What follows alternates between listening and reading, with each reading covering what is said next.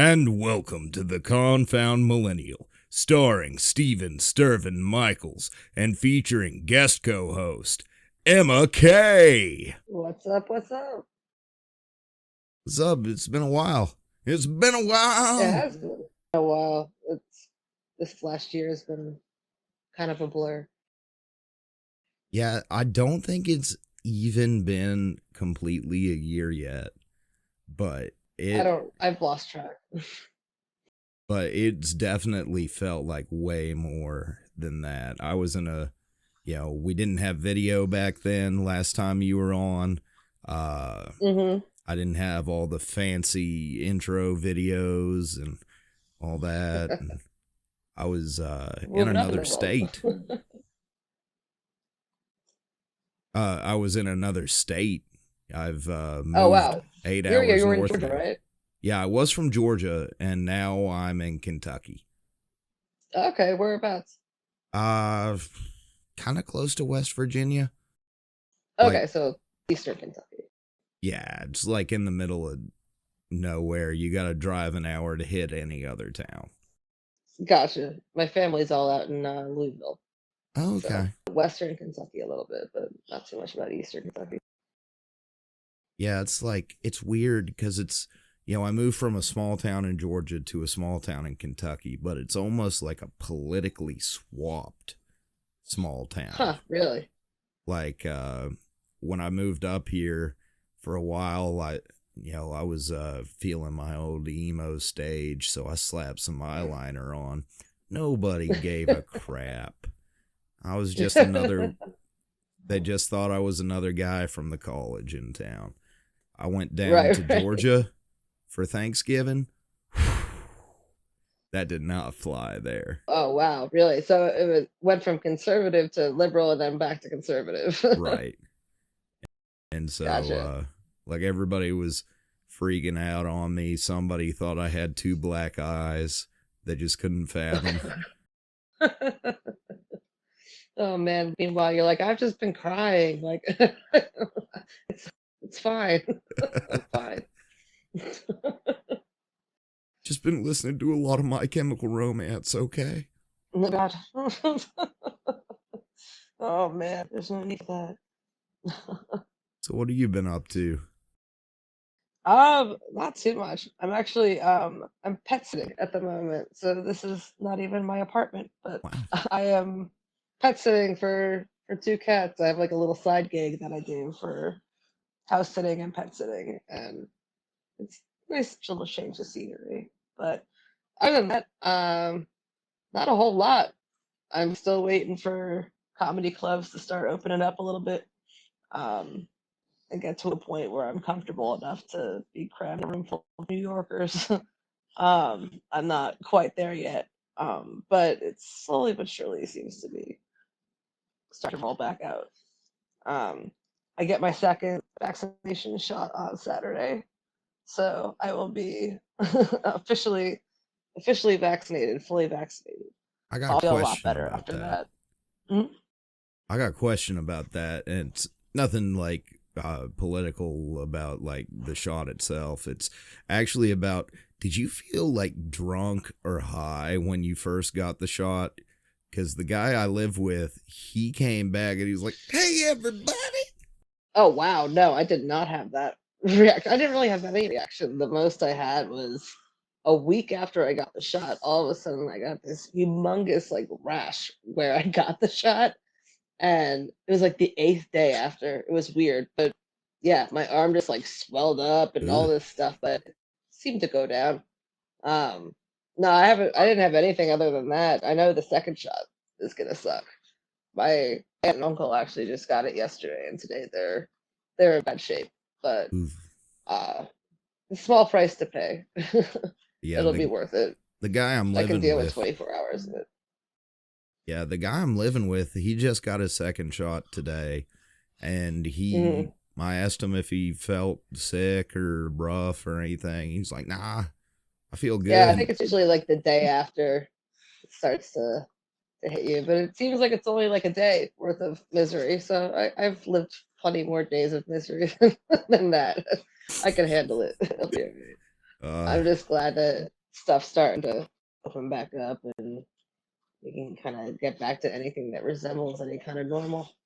because Hopefully, you're in New York, right? I'm in New Jersey, but Oh, close. New Yeah, Jersey. Sorry, I knew it was new something. it's the same thing. But It's you know, really the same. I hear it's a lot more restricted around. Like the farther north you go, the more restrictions they got for the masks and stuff, and just Um, right now it's loosening up a little bit. They're allowing a lot more indoor dining, stuff like that. But the masks are still mandated yeah. in any kind of private business or anything like that. Like to give you a Um, little bit of a context, Georgia mm, mask yeah, optional. They shut down for like wow, 3 months, and that was it. yeah, Um, you go down to Helen, where I'm from. It's a big tourist town. Uh, hmm Everybody's walking around without masks. You can go eat wherever you want, get your hair cut, get nose piercings, whatever. Up yeah, here in Kentucky, when I first got here, they just had opened restaurants back up. Um, gotcha. Masks mandatory everywhere. Um, Tattoo shops can only have like two people in the shop at a time, and they can't do hmm piercings of the nose or mouth.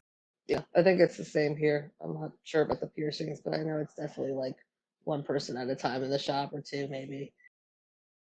But it was just crazy to me getting used to, like, I I probably should have been wearing a mask anyways, but when you're in the society of we just We don't need that's it. not how we're doing it around here. Right. It's my God given right. It's like where I was from, a lot of people are still on the fence on whether it's a real thing or not. Oh God, I love that. Now, my mom passed away from it back in April, so it's one of those things that like Sorry about that. I've started taking personally. Um, but yeah, it's kind of infuriating when people start pulling the whole it was made up for political reasons, and I told you all that after the election that it was all going to go away and everything else. I'm like, well, that's also because there's time that's passed, like I'm glad it's going away. That's a great thing. Like it's still going to be here, but at least we're figuring it out.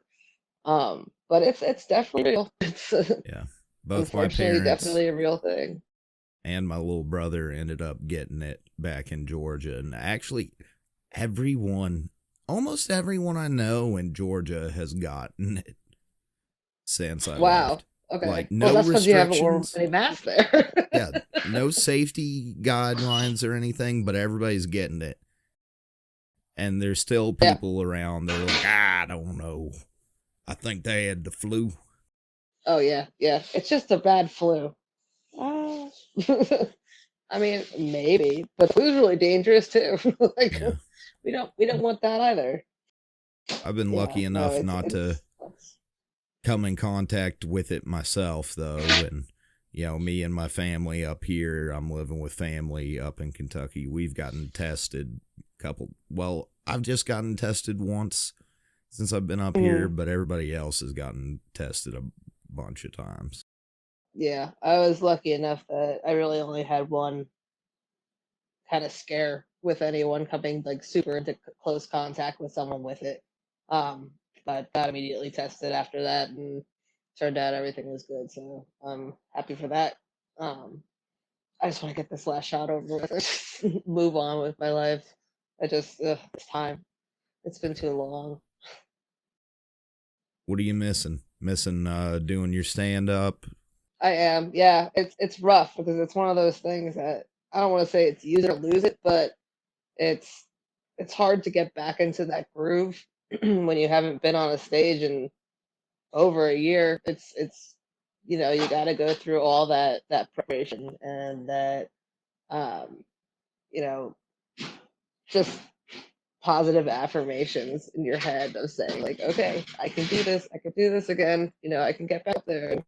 It's almost, the more you do it, the less the less nerves you have about it, the less self-conscious you are about what you're saying and how you look in your presentation.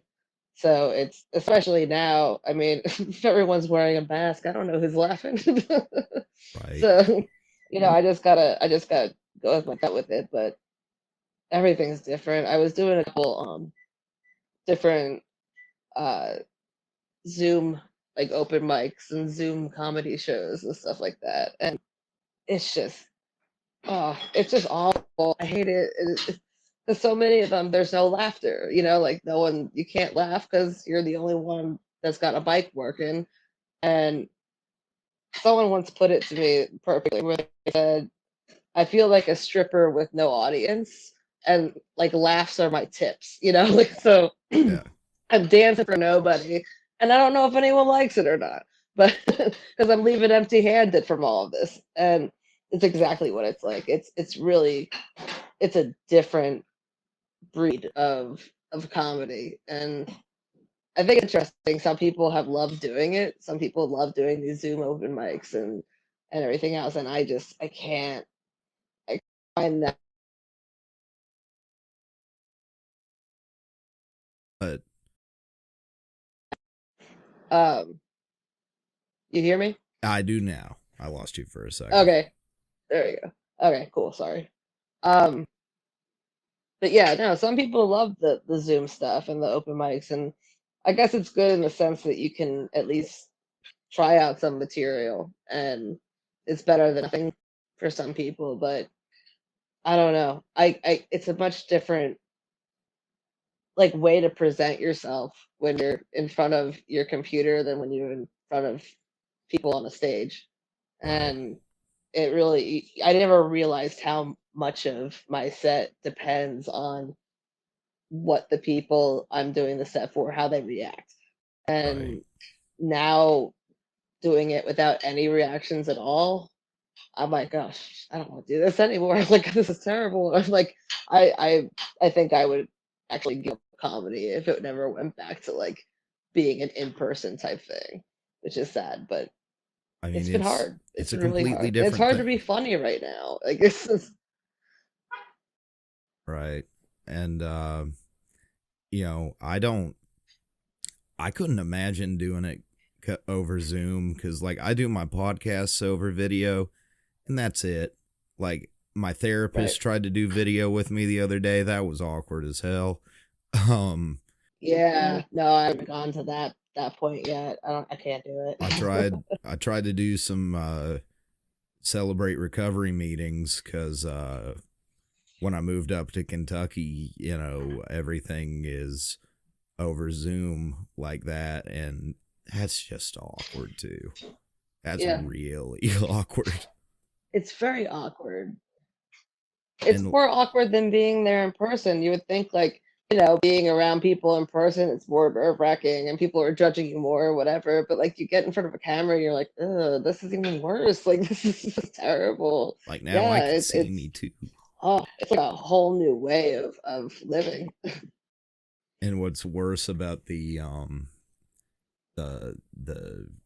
group meetings that I tried to go to, I couldn't figure out on my phone how to change my profile picture. And it was my little simplified logo, like I got up in the Hmm. corner right there. And somebody Yep.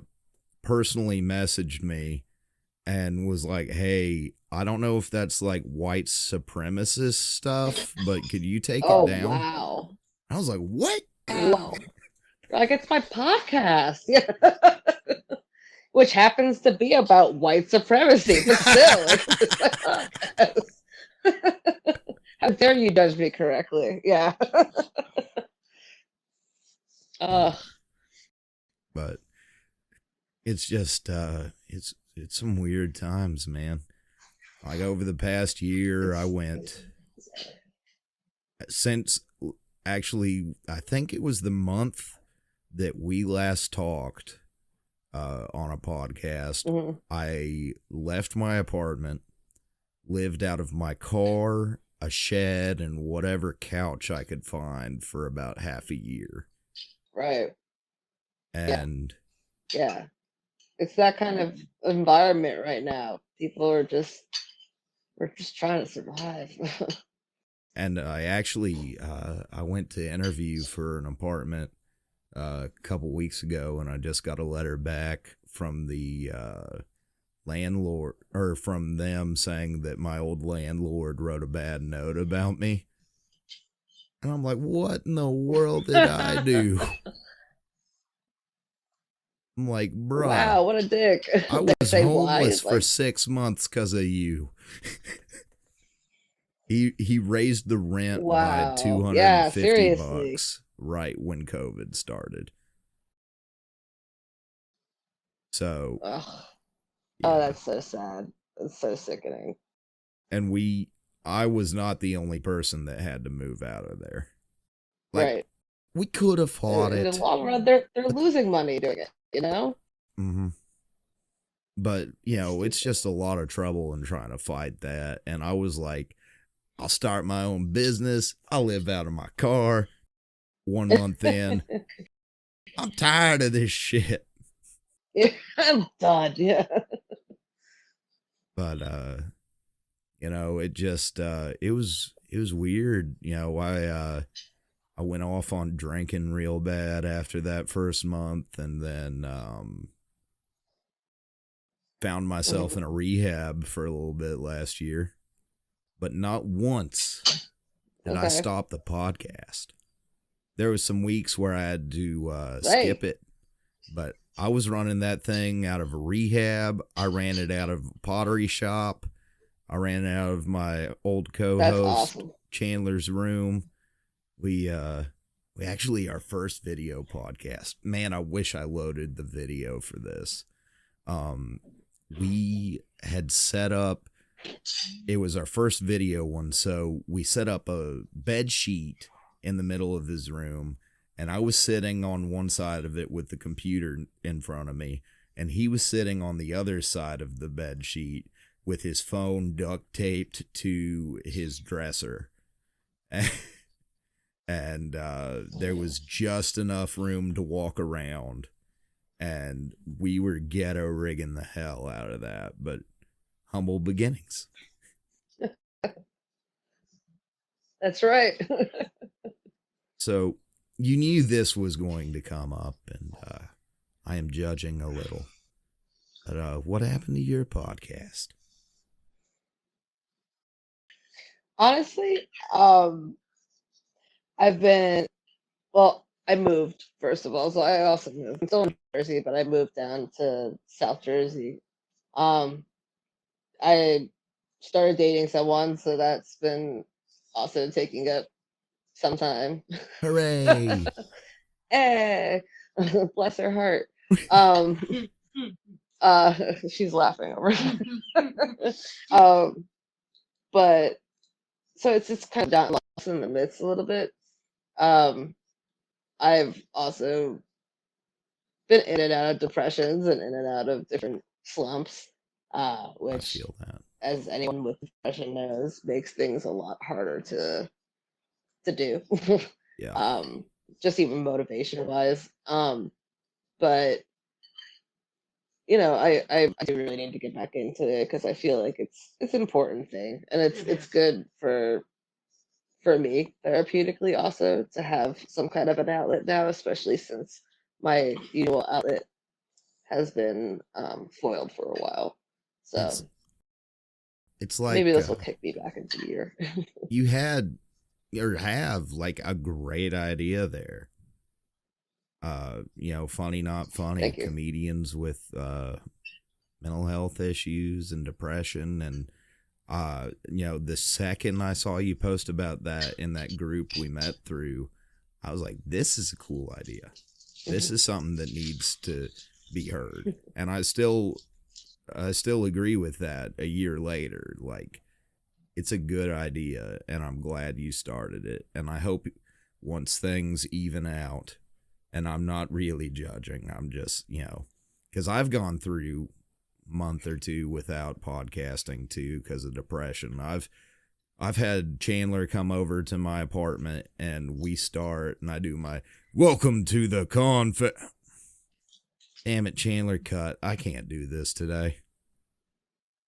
And I just go to bed while he's still in my house. But Yep.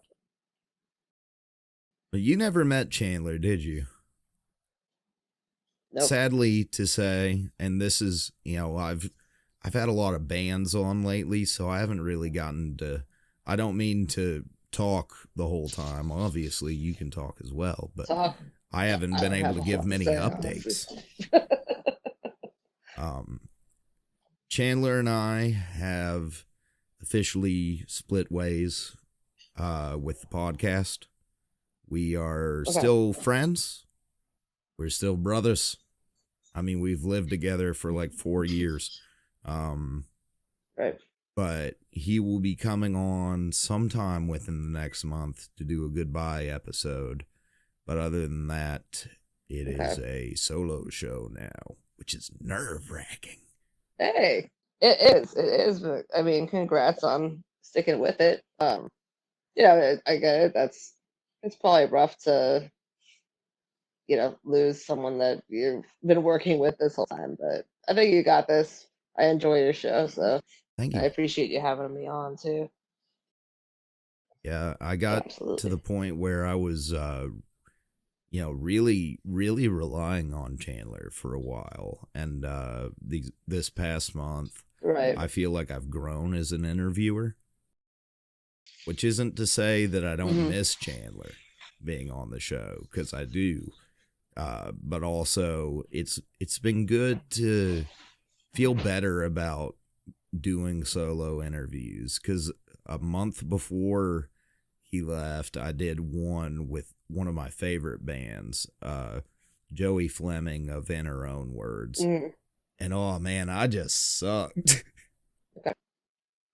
Couldn't. I did. I. It was the shortest podcast I've ever done. I did 20 minutes. Like, I had one of my favorite artists right in front of me. I could ask him anything, and I could only come up with 20 minutes worth. And I was just, I was just starstruck because I Yeah. wasn't used to not having Chan there. Right. Right. It's difficult. Like it, even with me, and I sit there and I listen to some podcasts, and whether it be two people, three people, whoever is just bantering back and forth, like no guests, just pick a topic and go. And I'm like, man, how do it? Like, I think about it. I'm like, I would hate to listen to myself just ramble about one thing, like, like just alone, like, or even just with one other person. Like, that sounds terrible. I would hate to listen to myself do that. Um, so I have a lot of respect for people that can do it. And that's one reason why I kind of picked the subject, that I could have somebody kind of bring something new to the table each week and not have to just keep repeating everything over and over, because again, I just hate hearing myself talk, so I can't even imagine other people wanting to hear me talk. So, but it's a nice little outlet, and yeah, it's difficult sometimes though to fill up fill up a lot of time when especially when you're really interested in who you're talking to, because that's when you just run out of things to ask. It's, like, editing even becomes hard. Like, most of my episodes, to be Yep. honest, I do the most minimal editing that I can. But Hmm. usually, if everything goes well, I don't really need anything because I'm doing it as if it were live, but it's not live. And Right. so, like, Hmm. I bring this fool up all the time. Yes, I'm a stan. But Joe Rogan, he's got, you hear all of a sudden his buddy Ari Shafir will be munching down on a bag of chips. You'll see, people smacking their lips, whatever. Stuff happens. It's a real conversation. Hmm. But like, Yeah, absolutely. I went through the other day and edited the last episode like really good because I was really excited about it, and I wanted it to be the best that it could. And I sat down and I listened to the entire thing. And it was the first time I've actually sat down and listened to an entire podcast I had done in 164 episodes. Yeah, that's crazy. I think I've only actually maybe done it once, and it was probably like the first one I ever did. And then after listening to it, I was like, man, I'm gonna keep going with it, but I don't ever want to do that again. And, like I'm like everything was going really well until I heard it, you know. But I guess it's kind of like actors that don't watch their own movies or don't read the reviews and stuff like that, which I've always heard that, and I'm just like, God, that's such a lie. You know that these actors are watching their freaking movies, like, of course they do. But then after like doing something that I don't listen to myself doing, it's like, oh, maybe they don't. Like, I totally understand why they wouldn't want to. I It think, makes a lot more sense. right? I think they're all lying out their ass saying they don't read the reviews, but I can definitely see them not watching themselves. Because, Yeah, I don't know. The reviews, yeah, I mean, like you're gonna hear about it if you're if you're in a movie, it's gonna happen. But I mean, luckily enough, I'm nowhere near anywhere of people reviewing anything I do at this point, so I don't have to worry about negative reviews if I don't have any at all. but so, have you thought about, and I know this is completely different medium, but, so like stand up doesn't, just because you're funny doing stand up doesn't mean you're funny doing anything else. But have you thought about doing TikToks or anything like that to try to work on jokes and stuff? Or I have thought about it. My girlfriend's real with a TikTok, and it's funny because um my quote unquote actual profession is I'm a video editor, and I edit commercials and TV and stuff like that. And um, things like TikTok have pretty much like put me out of business because yeah, everyone can edit now. They don't yeah, need a professional to edit a commercial, and you can just like go on an app and do it yourself. Um, so I get real cranky about TikTok, I like can. because I'm just an old grump about it. I'm just like, well, back in my day, you got a paid education for that, Um, and I'm just bitter because 'cause other people are making money off of things I wasted a lot of money on learning. But I the only way I've ever thought about it this way, I'm like, okay, so if it takes away all my work, what's the best way to get back at it? And I'm like, to make money off of it. So, so the thought of doing TikTok is actually really appealing, but the thought of TikTok really pisses me off. So I gotta Right. find a medium to try and merge the two and try to make something out of my bitterness.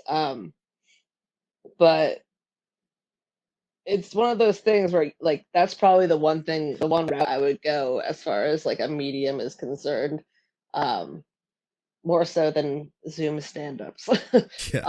Just because I can see sometimes I'll watch the stuff that she's watching or I get sent something and I'm like, I was like, I see what they did there. And I'm like, but I got one better, and then I just sit there and I'm like, but I'm not gonna do it. It just never gets put on to anything. So it maybe one day. I don't know. I just feel so old.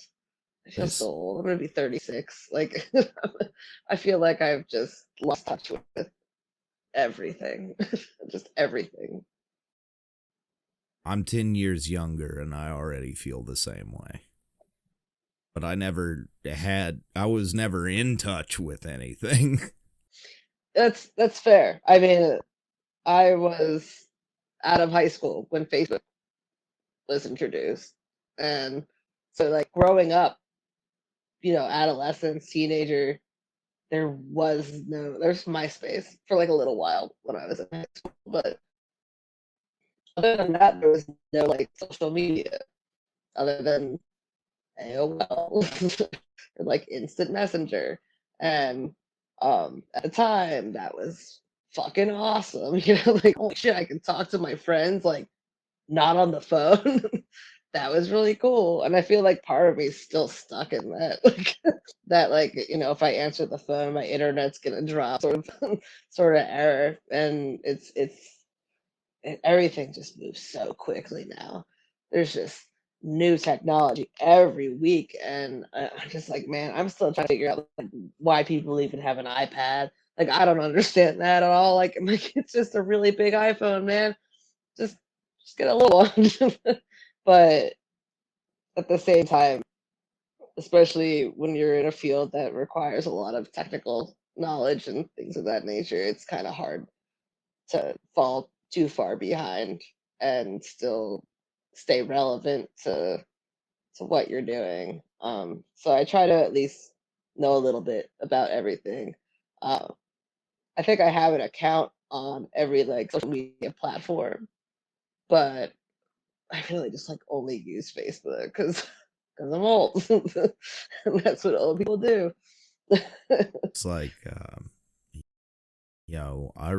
I remember MySpace. I was in middle school when MySpace was a thing, and I was cringing over that the other day because one of my friends was like, every MySpace profile that ever existed still exists exactly as it did, and you Hmm. could still access them. Yep. And I was like, Yep. I I can't always call delete it that. I don't know the password. I always called it the graveyard of my generation because it's just it's just there. But like, yeah, I think my profile picture on MySpace is probably me holding like a Coors Light in college. Like, like I don't even know. It's just so ridiculous. But it'll probably never change. My girlfriend's storming at me. um, I I have Instagram. This is a funny story, actually. Before I even ever had Instagram, so this was 5 or 6 years ago. A friend of mine messages me, and she's like, "Hey, so I came across your Instagram account, and like, are you okay?"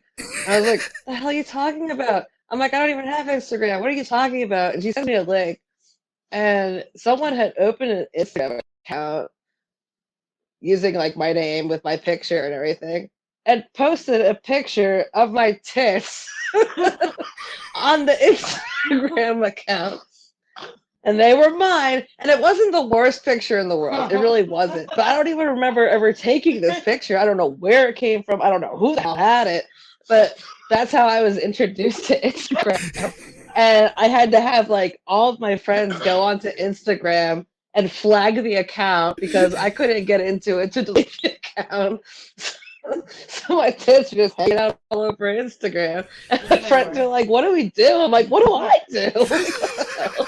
And then years later, I'd like tell the story to someone, like my best friend, and she was like, "Oh yeah, I remember seeing that." And I was just like, "Well, I guess like it's like what she does." I'm like, "What I do?" I'm like, "You don't know me at all." Like, none of that makes sense.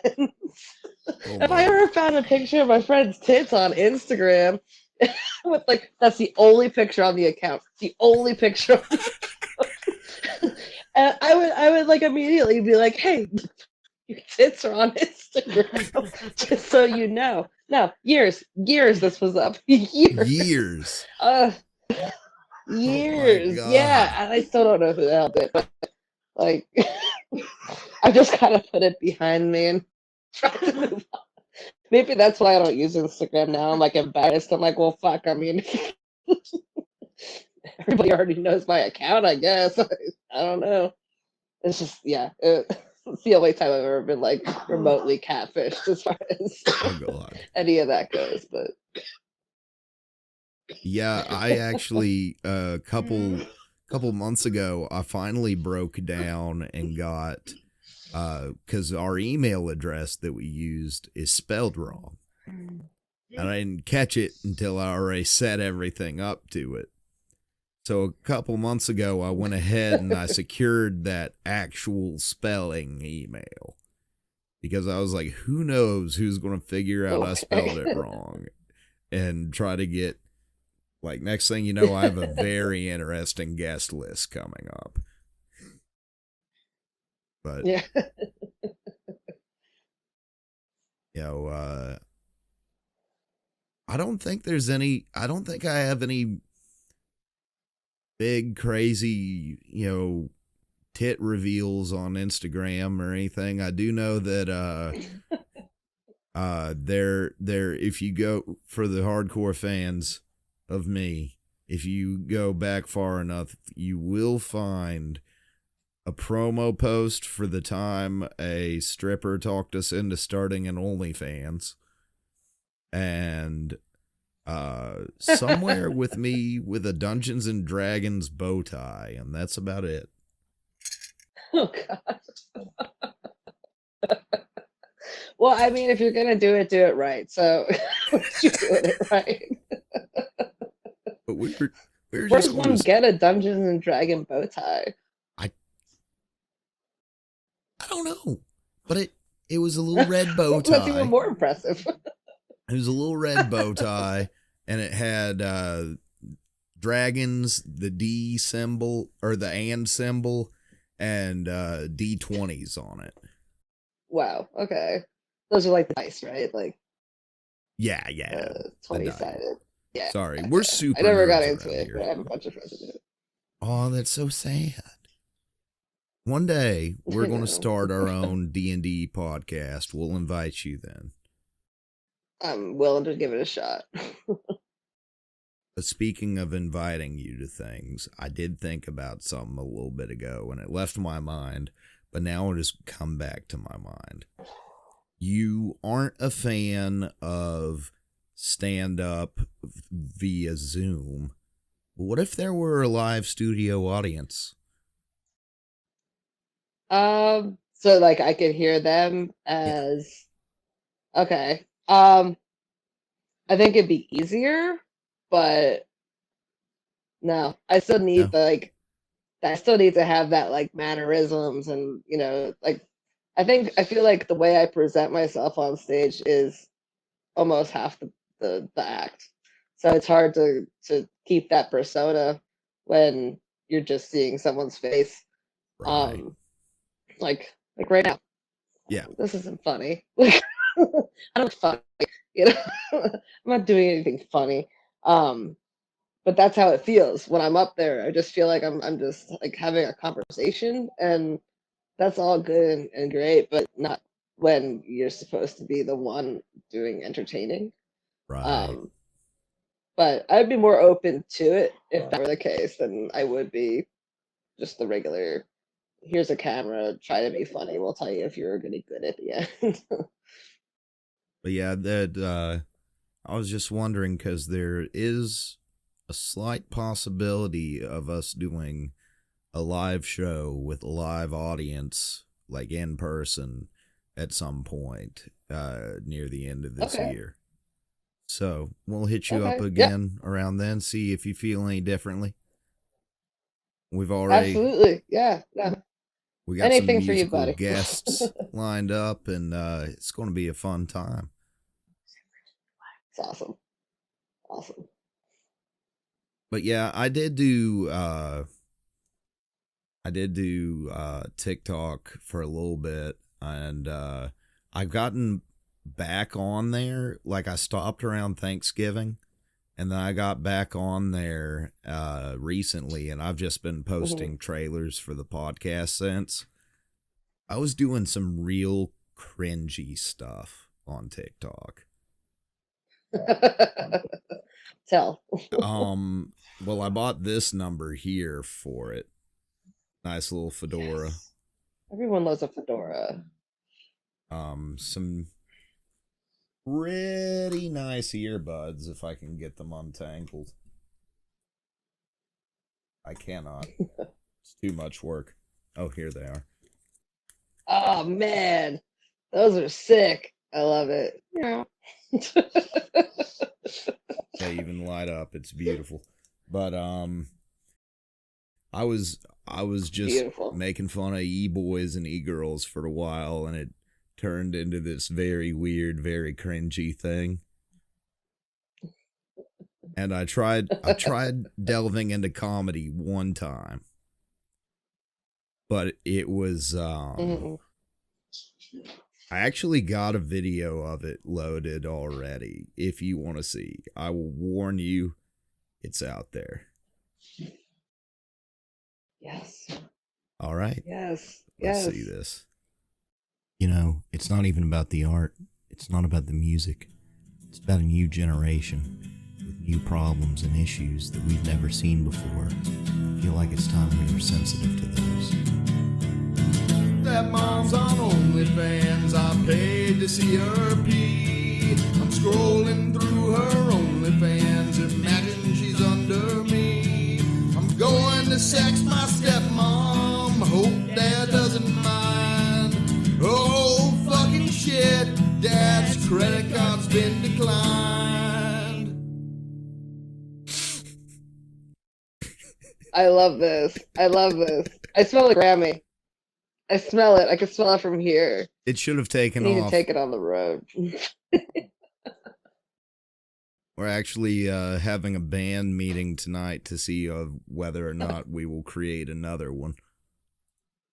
But we don't know. We're thinking, You should stick with it. yeah, we should. It's just, it's so hard to write a 30-second song. Yeah. You know, it's easy to write a 5-minute song to make teenagers cry to and rival 3 Days Grace, but it's so difficult to come up with something funny from me.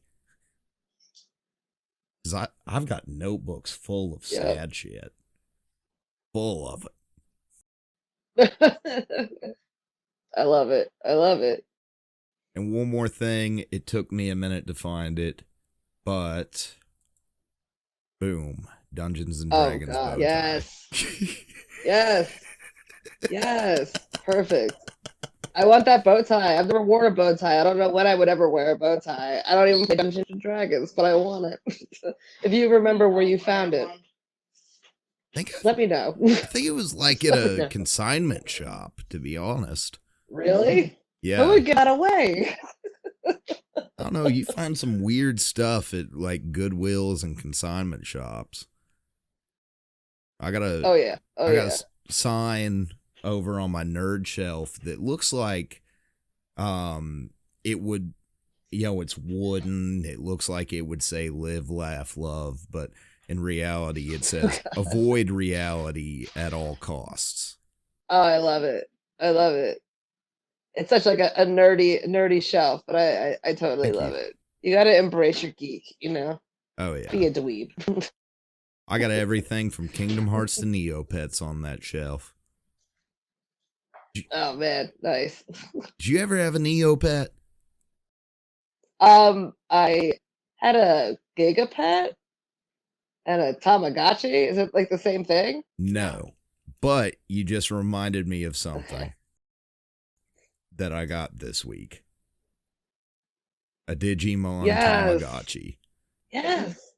And these fuckers are so needy. I remember like feeding it constantly and it just shitting all over. Like that's all it did. It was like eating shit. And I was like, why is it so popular? It is shit 4 times since we've been talking. Like I was taking care of it right when you came in, and then dang it, now I'm paying attention to my Digimon and not to my podcast. What in the hell? It's addictive. I went from being an alcoholic to like addicted to Tamagotchis. What can I say? Which is worse? Who's to say? Once my old rehab buddies start getting a hold of me, hey man, we need to talk about that Tamagotchi, then I'll worry. Yeah, that's true. That's true. Yeah, Tamagotchis. But yeah, Neopets. Tell me about Neopets. Oh, it was all online. It was pretty much Tamagotchi, but like the next step. And now, now it's gone even further. Like Nickelodeon owns it now, and oh wow. Okay. But it's like you own these little cartoon pets online, and one of them looked like this. This was called a Scorchio. like a Pokemon almost. Yeah, looking thing. it was a mix between Pokemon and Tamagotchi. And you could even fight them together, cool. and you could open up your own shop. It was very ambitious. Oh, wow. They even had a version of the stock market. That's crazy. I remember what was it? Second Life? That was like the like the virtual reality of like weird people. I guess Did I you remember have a getting into Second it for Life? like a month and they had yeah, I did. I don't remember anything about it at all, other than the fact that they had those like they had Second Life money, and it was the same thing where you could like invest in the Second Life money, and it was like the stock market, and your investment would go up and down. And I forgot about it completely for years until I got like an email from them about a promotion or something, and I was like, I wonder if I have like any of these things, and I logged into my account. I had like $88 worth of fucking Second Life money. And I was like, what the fuck? Like, I don't think I had ever put more than like $1 or two into it. I was like, Right. shit, man, like my investment has grown. The So I just original cashed Bitcoin. that shit out. But so I can't say it never did anything for me. Wait, so you were able to cash it out and turn that 88 Second Life money into 88 real life dollars? Badass.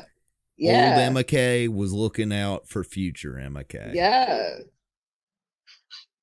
Besting That's it right. right. That's it. I got into an argument, not really an argument, but me and a buddy of mine, fellow podcaster, we were talking about he's real big on Dogecoin right now. Yes. So Okay. he's losing his mind on Dogecoin because he got into it when it was worth 0.0002 cents. Mm-hmm. And now it's like 5 cents, which to the people that got in at 3 cents, 5 cents isn't that big, but he got in 0.002. Right. And I was asking Yep. him, wait, do you mean I need to stop buying Magic and Pokemon cards and putting it into Dogecoin? And he's like, yeah, you could do that or keep collecting Beanie Babies.